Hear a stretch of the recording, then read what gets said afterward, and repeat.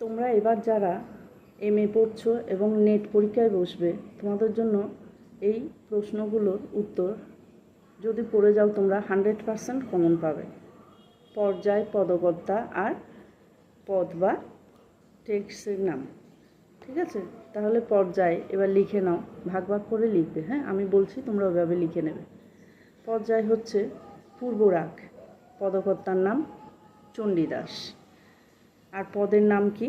সই কেবা শুনাইল শ্যামনাম। ঠিক আছে, 2 নাম্বার। পর্যায়ের নাম হচ্ছে অভিসার আর পদকর্তা গোবিন্দ দাস। তার পদের নাম হলো মন্দির বাহির কঠিন কপাল।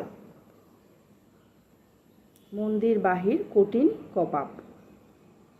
3 নাম্বার হলো পর্যায় মাথুর, পদকর্তা হচ্ছে বিদ্যাপতি আর পদের নাম এসো কি হামারি দুঃখের নাহি ওর।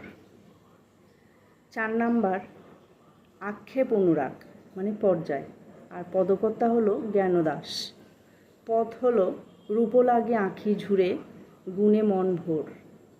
রূপ লাগে আঁখি জুড়ে গুণে মন ভোর।